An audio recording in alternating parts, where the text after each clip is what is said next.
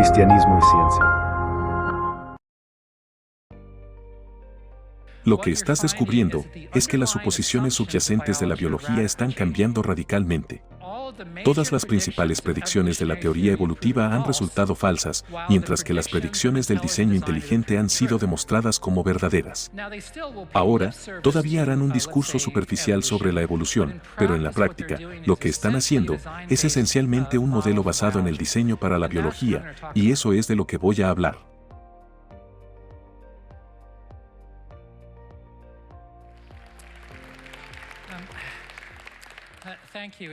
Gracias. Es realmente un placer hablar para ustedes sobre mi tema favorito, que es la evidencia de un creador en la naturaleza a partir de la ciencia. Y lo que quiero presentarles hoy será información que es muy reciente. De hecho, acabamos de tener una conferencia sobre ingeniería y biología. Y he hecho más investigación sobre el tema, así que esto es ciencia de vanguardia. Estoy muy emocionado de presentarlo. Pero antes de hablar sobre la pregunta de cómo se relaciona la ingeniería con la biología, necesito dar un poco de contexto histórico para toda la conversación. Porque hubo una perspectiva entre muchos de que el debate sobre si hay diseño en la naturaleza, ya sea diseño en la vida, versus la vida como un simple producto de procesos naturales, no es un debate reciente. En realidad, se remonta aproximadamente al siglo V a.C. Porque lo que tienes son filósofos griegos que estaban haciendo las mismas preguntas sobre la comprensión fundamental de la realidad. Filósofos como Demócrito promovieron una filosofía llamada atomismo, que es realmente la versión antigua del materialismo científico.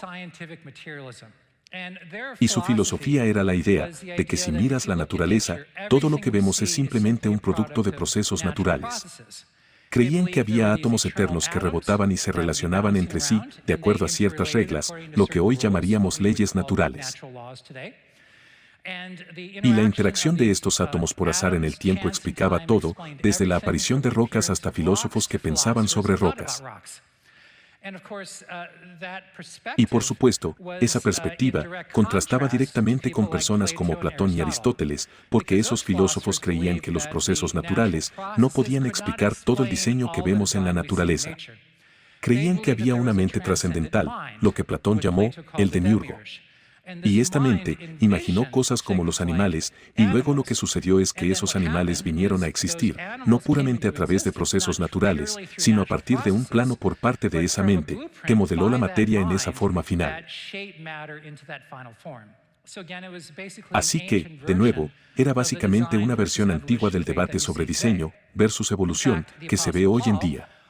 De hecho, el apóstol Pablo, cuando habló sobre este tema en el libro de Romanos, mencionó de cómo, al mirar la naturaleza, la evidencia de Dios, sus cualidades invisibles y su poder creativo, se manifestaban en la naturaleza.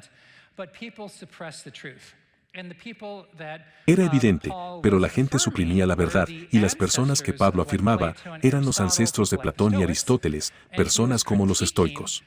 Él estaba criticando a los epicúreos, quienes eran los descendientes de Demócrito. Nuevamente, eran los materialistas científicos de su época que argumentaban que una versión primitiva de la selección natural en los procesos naturales podía explicar la aparición del diseño y la vida. Así que, nuevamente, este es un debate muy antiguo y, por supuesto, en tiempos más modernos, tienes a filósofos naturalistas como William Paley, quien tuvo el famoso argumento del reloj, donde dijo que cuando miras objetos que son creaciones humanas, como relojes, puedes discernir su diseño, porque tienen muchas partes cuidadosamente elaboradas que se ensamblan con un propósito. Y cuando miras la vida, ves esa misma apariencia de diseño que apunta a un diseñador. Y por supuesto, eso cambió con Charles Darwin, quien argumentó que cuando miras la vida, podrías ver lo que parece diseño, pero en realidad es simplemente un producto de procesos naturales como la selección natural.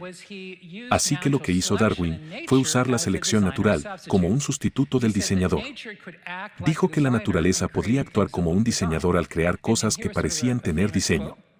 Y aquí había una especie de cita famosa, donde Francisco Ayala, quien fue presidente de la AAS, dijo que el mayor logro de Darwin fue mostrar que la organización directiva de los seres vivos puede explicarse como el resultado de un proceso natural, la selección natural, sin necesidad de recurrir a un creador u otro agente externo. Así que ese fue el cambio mayor que tuvo lugar, y por supuesto, Darwin argumentó que cuando miras las similitudes en la naturaleza, eso apunta a un árbol evolutivo, o un árbol de la vida, en donde tienes una célula que se formó en el pasado, y luego esa célula se volvió más compleja, se dividió en diferentes ramas del árbol de la vida, y así es como obtienes animales, plantas y hongos. Nuevamente, todas las similitudes en la naturaleza se explican por la ascendencia común, y esa era más o menos la narrativa darwiniana. Ahora, si sigues al Discovery Institute, hemos escrito mucho sobre cómo esa narrativa se está desmoronando, de cómo hay cantidades crecientes de evidencia que desafían ese modelo evolutivo estándar. Y por supuesto, algunas de las principales evidencias provendrían del registro fósil. Cuando miras los organismos muertos que dejaron fósiles, lo que encuentras no es una imagen de evolución gradual, sino que las cosas aparecen repentinamente. Y por supuesto, uno de los ejemplos más famosos es la explosión cámbrica, donde lo que ves son los primeros representantes de los principales tipos de animales que vemos hoy por primera vez. Cuando ves algo parecido a un artrópodo, o un pez, o lo que sea, aparece repentinamente en el registro fósil y nunca cambia, y lo que tienes es una constante en el registro fósil, de que las cosas aparecen de forma repentina. Cualquier nuevo organismo aparece sin precursores y luego no cambia, eso es, en cierto modo, lo que ves. Y hay otras evidencias, cosas como estudios de mutación y estudios de escala temporal. Y lo que sucedió es que estos desafíos llevaron a una reunión en Londres que se llamó la Reunión de la Royal Society sobre nuevas tendencias en biología evolutiva. Y estos teóricos evolutivos se reunieron reconociendo y afirmando que el modelo evolutivo estándar no puede explicar las transformaciones a gran escala que ves en la naturaleza, y no puede explicar el origen de algo verdaderamente único, como el primer trilobite o el primer mamífero.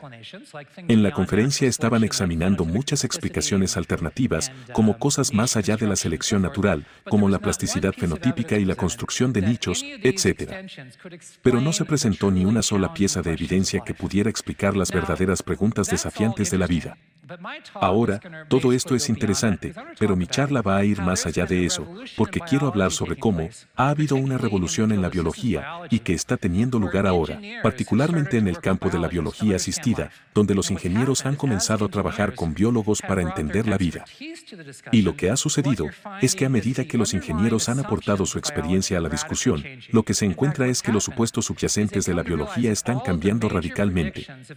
De hecho, lo que ha sucedido es que se han dado cuenta de que todas las principales predicciones de la teoría evolutiva han resultado ser falsas, mientras que las predicciones del diseño inteligente se han demostrado verdaderas.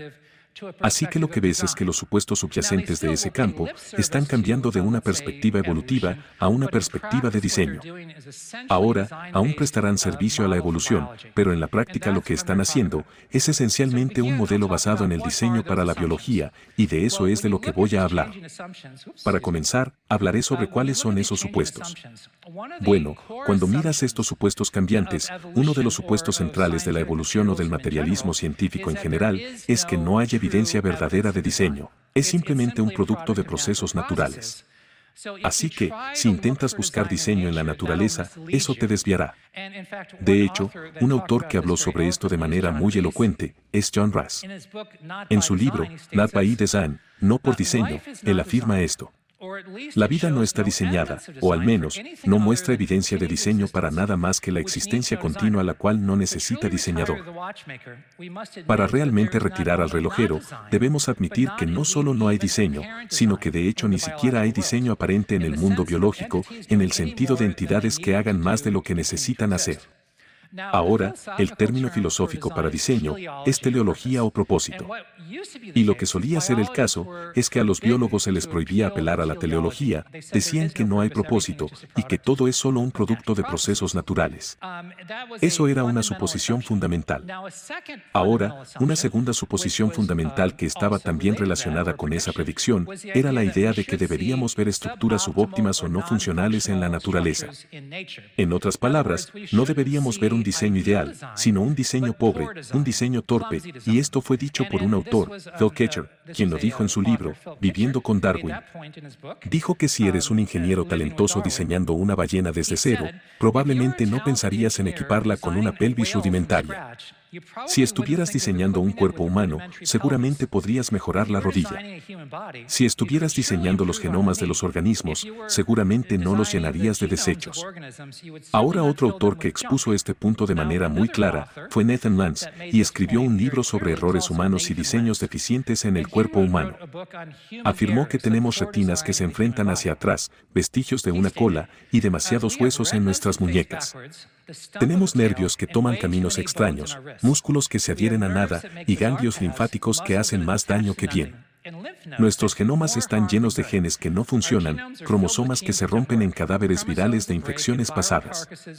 La tercera categoría presenta esos defectos humanos que se deben a nada más que los límites de la evolución.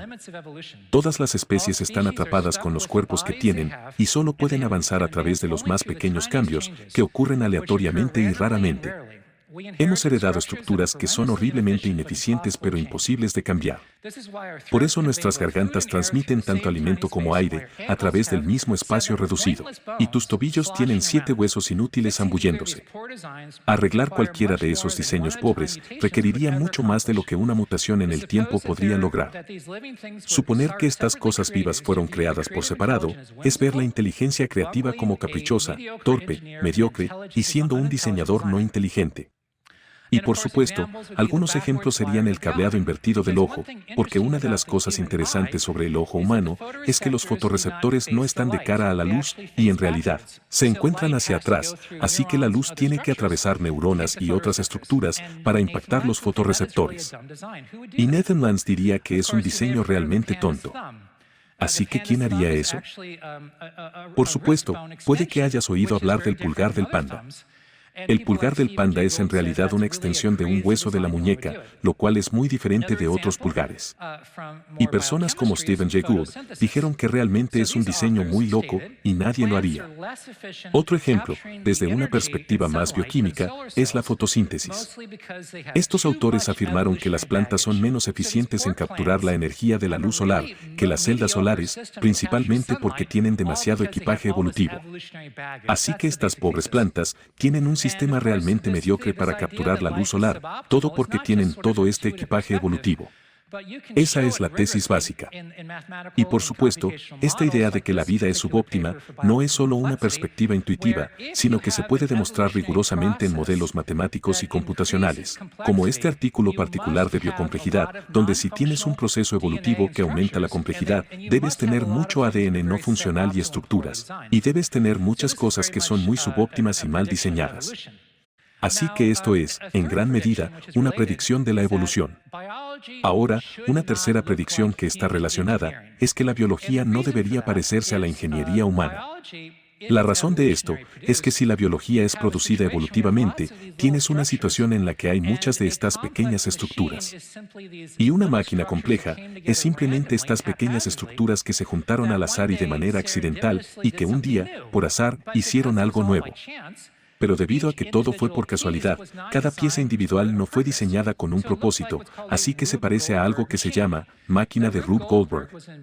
Ahora, Rube Goldberg fue un inventor y creó estas máquinas muy peculiares donde tomabas diferentes objetos como un reloj, una cuchara o un loro, que no estaban diseñados para trabajar juntos, pero los encadenabas de una manera artificial y entonces podías hacer algo como producir una servilleta que limpia tu cara automáticamente.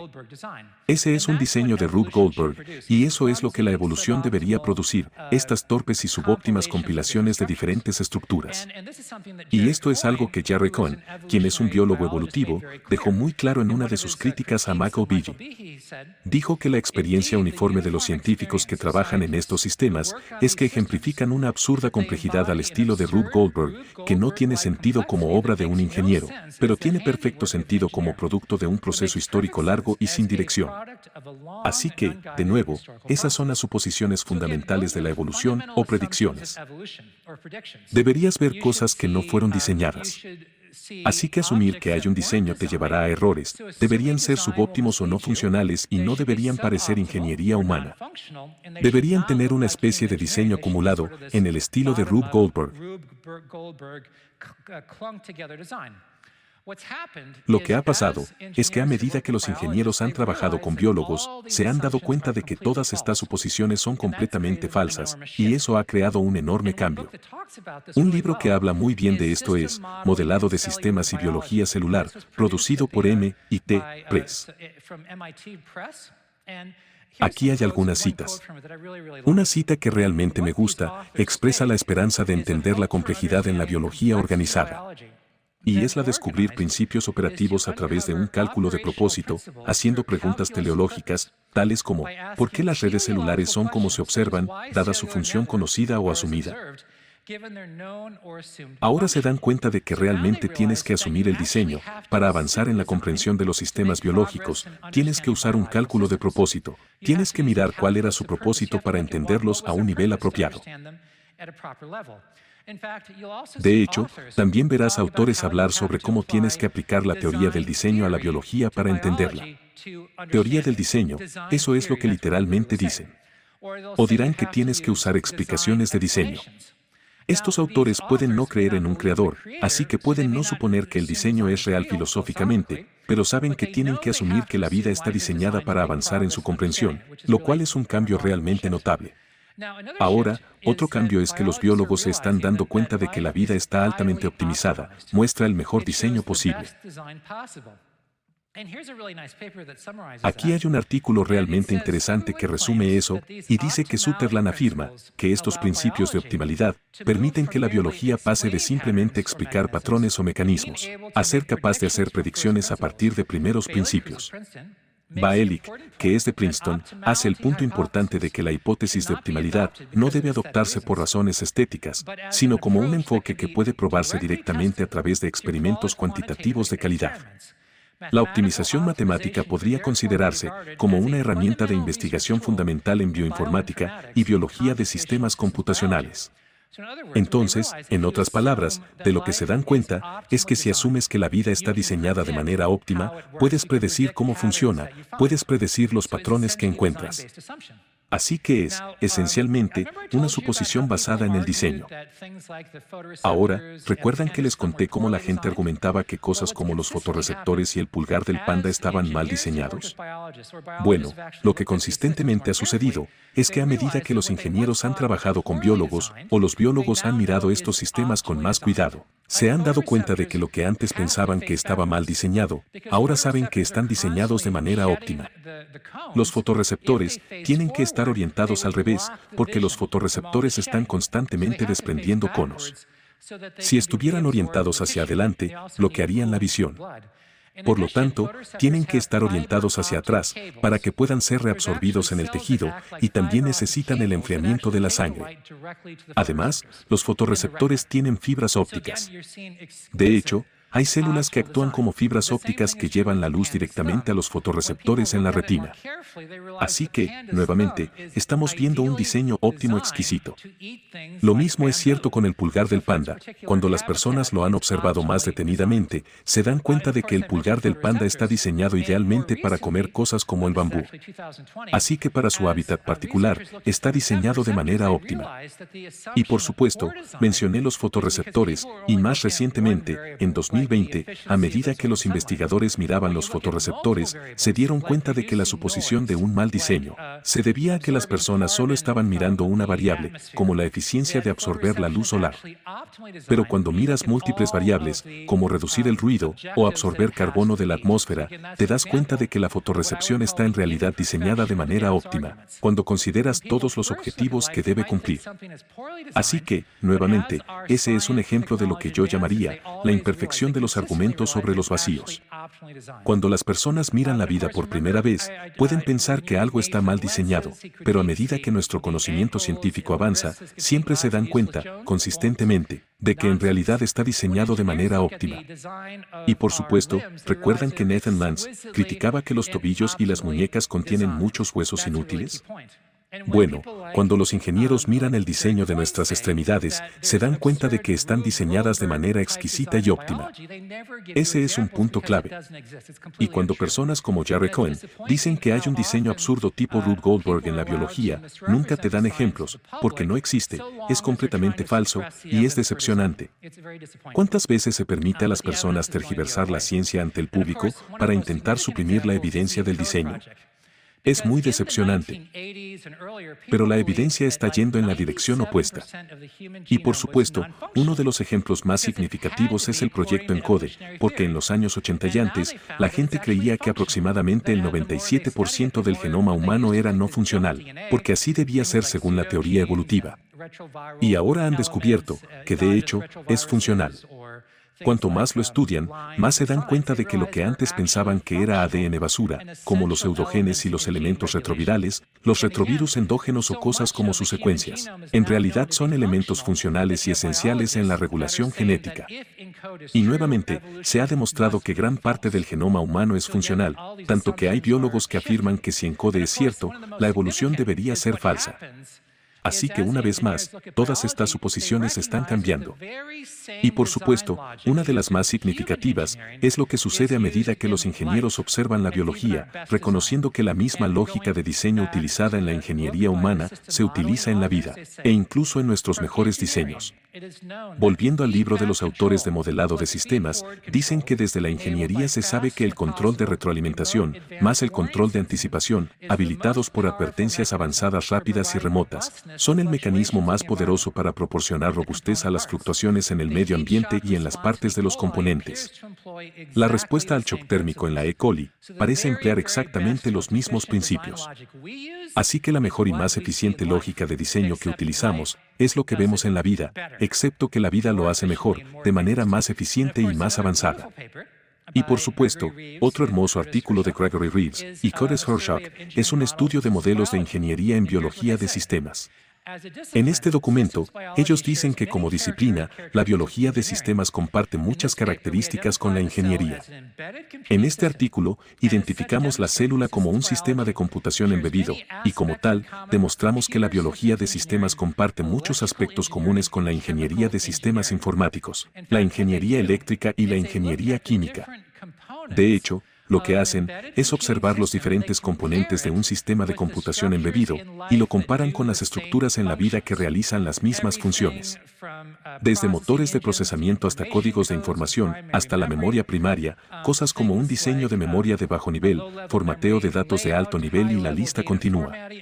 Así que lo que encuentras no solo son las mismas funciones y las mismas estructuras o las mismas operaciones en la vida que en la ingeniería humana, sino las mismas conexiones lógicas, el mismo diseño lógico, la misma visión general de diseño, lo cual es realmente sorprendente y significativo. Recuerda había mencionado sobre cómo hubo ese debate en el siglo V a.C. entre los materialistas científicos que decían que todo era el producto de una suerte ciega, frente a Platón y Aristóteles, que decían que era el resultado de una mente. La ingeniería apunta a una mente, porque lo que tiene son planos, lo que se llama diseño descendente, donde una mente planificó todas estas estructuras de antemano para que encajaran, donde cada sistema encaja perfectamente con cada otro sistema, cada componente fue diseñado para encajar con cada otro componente en una armonía sinfónica. Eso se llama diseño descendente, que es lo que ves en la vida. Es muy parecido a esta idea platónica de una mente, y por supuesto, esto ha creado cierta tensión en la comunidad biológica. Lo que indican los autores del modelado de sistemas es una reserva a menudo mencionada contra el tipo de analogías entre sistemas biológicos y sistemas ingenierizados que hemos presentado. Esta reserva señala que estos dos tipos de sistemas en conflicto surgen de maneras fundamentalmente diferentes, a saber, a través de la evolución frente al diseño intencional y descendente. Así que, nuevamente, lo que estás viendo es el retorno de esta idea de diseño que se remonta a los antiguos griegos, donde una mente está creando planos que se imponen sobre la materia. Ahora, lo que es realmente interesante, sin embargo, es que la gente dirá, está bien, tal vez hay diseño en la vida o parece diseño, pero es muy diferente, la biología es muy, pero muy diferente de la ingeniería humana. Y lo es, pero en cada aspecto en que la biología difiere de la ingeniería humana, es mejor, es más eficiente, es más compleja y es más ingeniosa. Este es un punto que hacen los autores. Adoptamos una visión de alto nivel de los sistemas celulares al combinar enfoques de biología e ingeniería. Esta perspectiva no quiere disfrazar las grandes diferencias entre los dos tipos de sistemas. De hecho, la biología a menudo muestra un diseño más notable que la tecnología. Así que hay incluso evidencia más sólida de diseño en la biología que en la ingeniería humana. Ahora, lo que ha sucedido es que nuevamente se está produciendo un cambio radical y hasta lo llaman una revolución, pero aún llevan algo de equipaje. Todavía hay suposiciones evolutivas que ralentizan su progreso ocasionalmente. Así que queremos ayudarlos. Lo que ves es un cambio en la relación entre los partidarios del diseño inteligente y el establecimiento científico convencional, porque antes había más tensión debido a que teníamos supuestos muy diferentes. Un lado asumía que era suerte, que era subóptimo, mientras que el otro lado asumía que era diseñado y más de un diseño descendente. Pero ahora, a medida que los supuestos están cambiando de una perspectiva más evolutiva a una perspectiva de diseño, lo que está sucediendo es que la relación es mucho más de cooperación, porque ahora los proponentes del diseño pueden trabajar con los biólogos de sistemas para ayudar a avanzar en el campo. Y podemos hacerlo aún mejor porque sabemos que está diseñado, así que podemos aplicar aún más principios de ingeniería para entender la biología. Y tuvimos una conferencia sobre ingeniería y sistemas vivos, donde reunimos a biólogos e ingenieros para ayudar a avanzar en este proyecto de investigación, y algunos de esos participantes están realmente en la sala hoy. Y lo que sucedió es que comenzamos proyectos de investigación para ayudar a incorporar la ingeniería en la biología a un grado aún mayor de lo que ya ha sucedido. Y uno de los oradores en nuestra conferencia habló sobre lo que se llama el pozo de gravedad operativa para la adaptación y la variación, y lo que ha ocurrido es que ves que la idea de la selección natural ha creado muchos problemas en biología.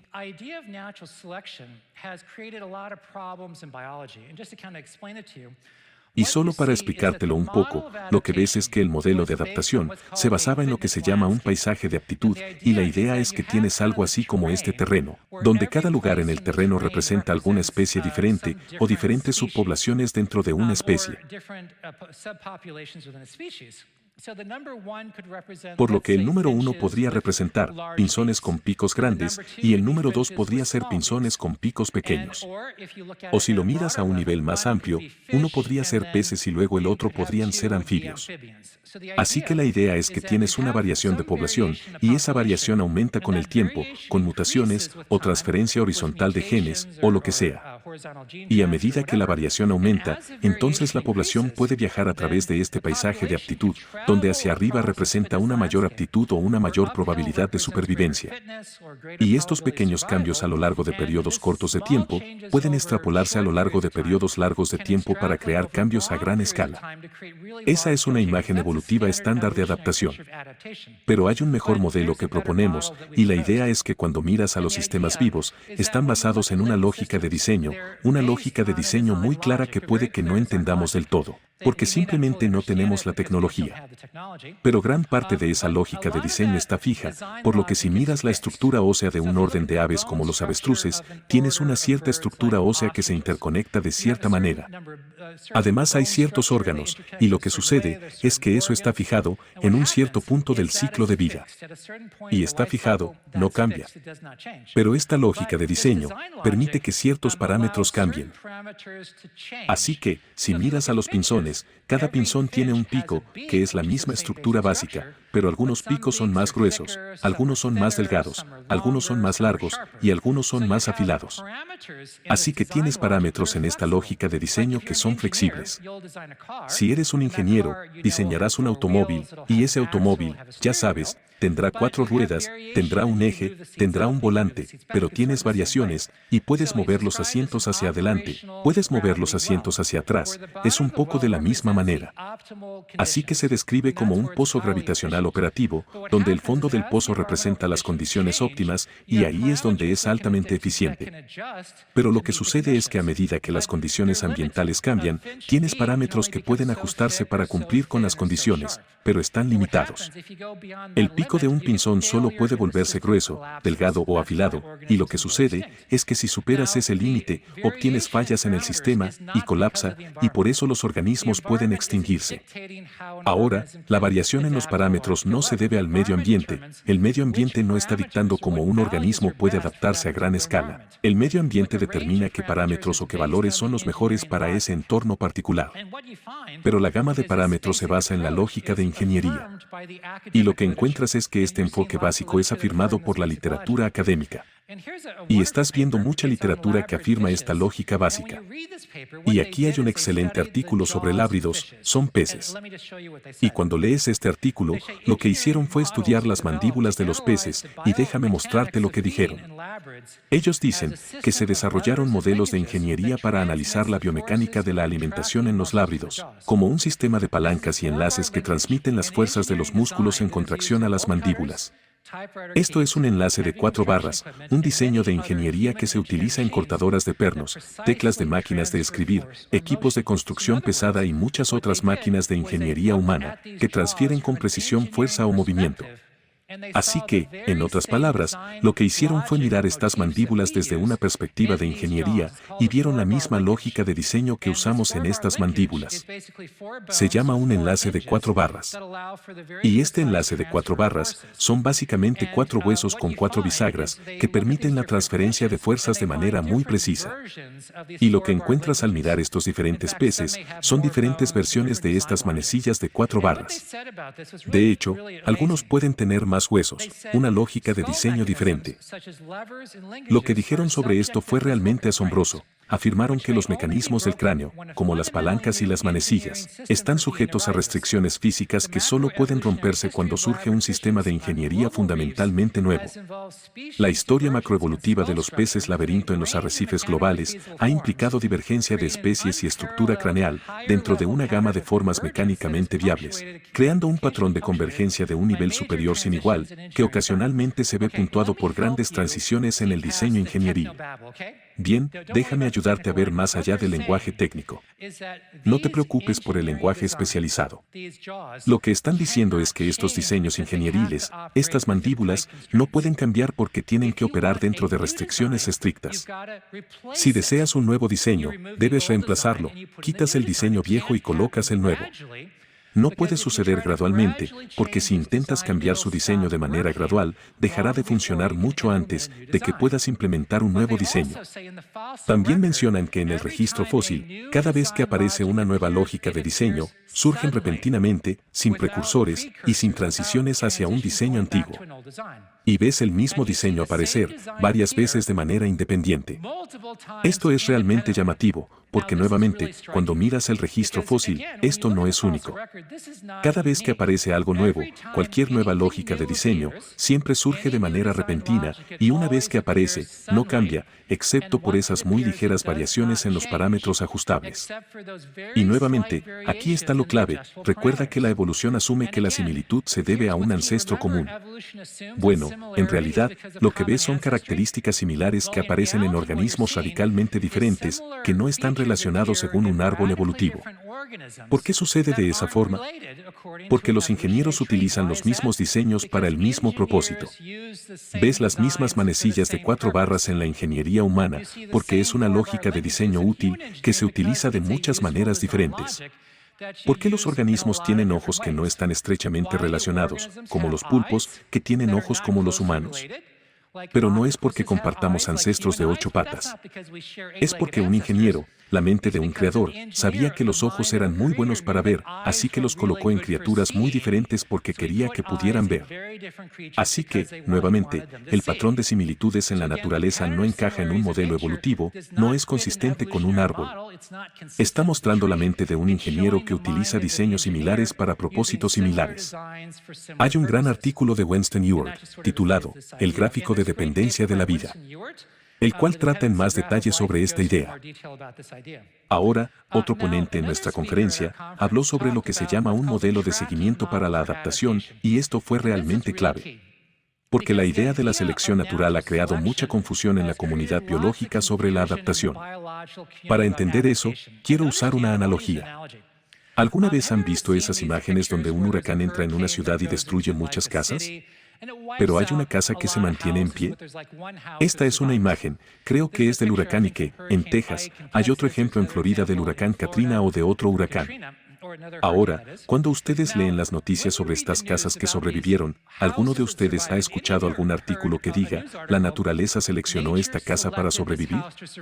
Es una especie de selección natural donde esta casa sobrevivió y la naturaleza seleccionó en contra de estas otras casas para que no sobrevivieran. ¿Alguna vez han visto un artículo así?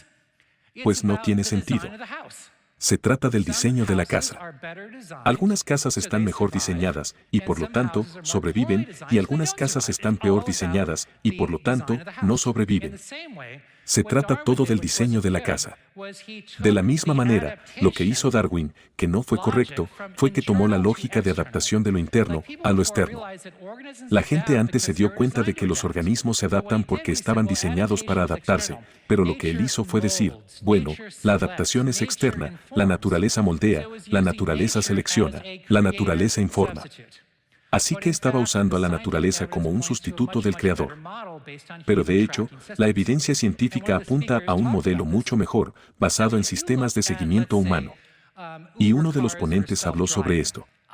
Así que, si miras, los coches de Uber, que son autónomos, aunque no estoy seguro de si algún día usaría uno, pero quizás algún día, lo que sucede es que tienen un sistema de seguimiento integrado, donde monitorean el entorno. Tienen sensores que toman esa información, la analizan y luego toman decisiones basadas en lo que observan. Y aquí está la lógica básica. Tienes sensores que están siempre monitoreando el entorno. Tienes analizadores basados en lógica que toman la información y determinan cuando se cumplen ciertos criterios. Luego envían señales a lo que se llaman actuadores o implementadores, que tienen respuestas preprogramadas o preingenierizadas a las condiciones ambientales. Así es como funcionan estos modelos de seguimiento, y lo que encuentras es que eso es lo que sucede en la vida, porque hay una gran cantidad de literatura que ha salido en las últimas décadas, que sostiene que la adaptación no proviene enteramente de mutaciones aleatorias, sino que proviene de respuestas y organismos ingenierizados. Y uno de los ejemplos de eso es lo que se llama ingeniería genética natural. Un líder en el campo es un hombre llamado James Shapiro, y él dijo que, como todas las clases de bioquímica celular, la ingeniería genética natural, el transporte de ADN y las funciones de reestructuración, están sujetas al control de circuitos regulatorios y responden a condiciones cambiantes.